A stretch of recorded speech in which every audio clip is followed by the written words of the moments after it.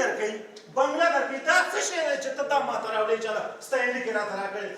څه پرې وکړم پلاره بنګله به درته جوړوي خلکو ته وګوره بنګلې یې واخیستې موټر یې واخیستې مونږ یو بوجوړه نه شو اخیستی ته ماته ستاینلیک راوړې پلاره هغه ورځ لرې نه ده بنګله به درته والم موټر به درته والم خو نن زما ورځ ده ته ما وستایه چې زه کار وکړم بیګا مې د پروګرام ولیدلو ډېر خوښ شوم دومره خوشحاله شوم ګوره زه یو ښوونکی یم سمه ده زه په ښوونځي کې درس ورکوم زه په ټولګي کې درس ورکوم زه صرف هغه ماشومانو ته درس ورکوم ته زموږ د دغه ټولنې یو ستوری ډېر در باندې خوشحاله شوم دومره در باندې خوشحاله شوم چې د حد نه زیات ځکه ته په دغه ټولنه کې هم ښوونکی هم یو ژورنالیست یې هم یو سیاستمدار یې په ننګرهار کې د سینما یا تیاتر نړیواله ورځ په داسې مهال لمانځل کیږي چې دلته د سینما په برخه کې ګڼې ستونزې د سینماګرانو پر وړاندې پرتې دي. په هیواد کې د افغاني سینما مشر حشمت فنایی وایي که حکومت ورته پاملرنه زیاته کړي کولی شي په کم لګښت او لږ وخت کې د سینما له لارې ښه پیغام هیوادوالو ته وړاندې کړي. داسې سینماګر لرو موږ چې د ګرد نړۍ نه هغه ښه استوري لیکي ښه درامې جوړوي هر شی لکن هغه توان نه لري او د دولت نه خواهش کوو چې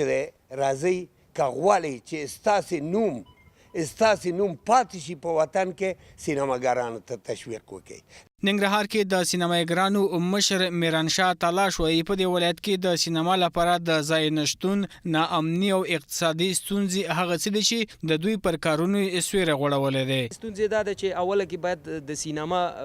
غم وشي چې سینما باید موږ ته برابر شي سینما وشي بیا مالی امکانات که زمینه مساعدېږي یا مثال تجاران تشویق کړي یا دغه کې چې دغه موږ ته د کار زمینه مساعده شي. اوس چې فلم جوړو پخوا به ډي وي ډیګانو کې ریلیز کېده اوس چې فلم جوړو اوس زما فلم تقریبا تکمیل ده زه دې ته سوچ وړی یم چې دا فلم زه چیرته نندارې ته وړاندې کړم یو امنیتي ستونزې دي بل دغه فلم چې څنګه زما نه آوټ شو دغه ډي وي ډي و دغه اوس نشته د ټول په فلش او دې شیانو کې وځي ما ته یې ګټه نشته د کاپي رایټ قانون بیخي څوک تطبیقوي نه دلته افغانستان کې. د ننګرهار د اطلاعات او فرهنګ رئیس اورنګ سمیم وایي په اوس وخت کې د ختیځې سیمې په ځانګړي ډول د ننګرهار سینمایي برخه تر نورو ولایتونو غني ده او په نشتو امکاناتو یې ډېر کار کړی دی. نور ولایتونه د دې نه ډېر وروسته پاتې دي یعنې د ننګرهار